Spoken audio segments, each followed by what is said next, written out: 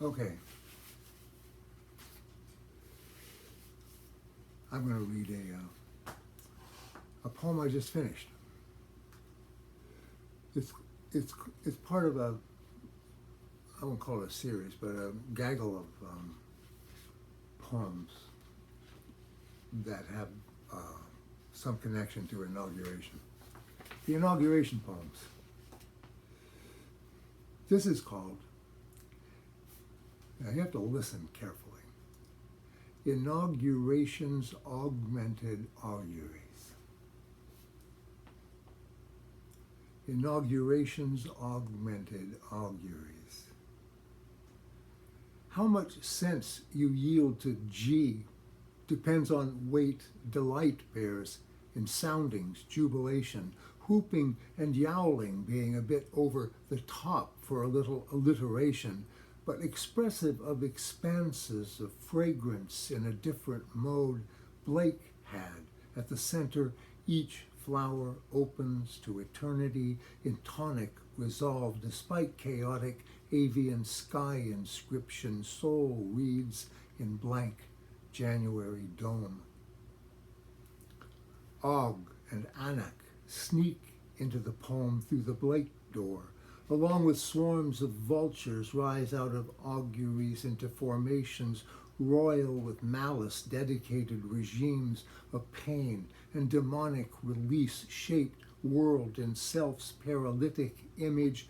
What about me, all dressed up as monetized Christian Lollapalooza, mostly because of their names. They're cool, Og and Anak, which is how they got in here, trailing unknown clouds of Ugaritic inscriptions, old Amorite theology, and Nephilim's Transjordanian monolithic giants' cyclopean walls. Augmented auguries continue to overproduce alliterating thrills, hope for sense to justify alphabetic jouissance, more than just relief from bowl of shit news's daily dishes. Empire once again crumbles around us, as did the Achaemenid, the Ayurata, the Akhmanu, and the Angevin empires, and we're not even halfway through the A's. Get used to it. Waves of resentments, engorged rage, and lust for inflicted pains, intimate, contracted self, affirmations, Satan joy. That and unrestrained greed seem to be the order of the disintegrating day. An aramonic energy flare leaves channels out, deported and abandoned. Enter Og and Anak to lock down further glimpses of sky's sky and strip G's repeated delight from orders of knowing. No question it gets downright nasty out there, a world of pain and suffering, but claims the world is broken serve the same old inflated sty in your eye. Loss of proportion leaves perfection, human brand, to lurk unspoken in unbroken's necessary whole, which just happens to hang out right around the corner. It's a kind of well-lit whine, really, that they could have done it better given newly inaugurated body of knowledge's collectability, and same old blame it on evil matter, mother, sleight of hand. What you see is what you get. A lot of what you can't see, too, all of it. And the goat god could care less for your moral love and light shtick and fantasies of salvation. Salvation? Really? Save what?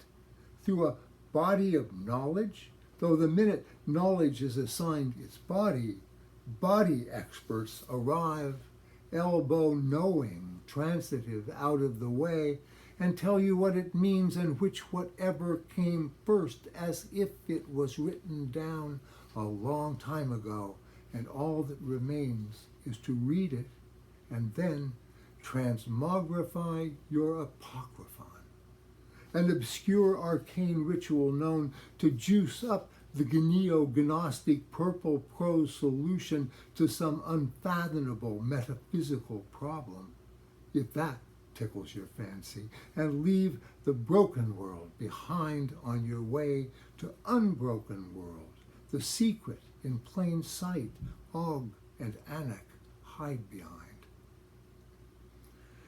Augmented Auguries' inaugural silly alliterating jubilation may not be enough to get you past fallen, if broken is your thing, but in the cosmic churn of Duncan's what is, nothing's broken, because everything's as it is becoming, and to stay tuned to all the horrors and joys, pain and ecstasy, war and peace, ignorance and knowing, broken and unbroken, cruelty and kindness, rage and tenderness, all the darkness in your own soul that you find around you.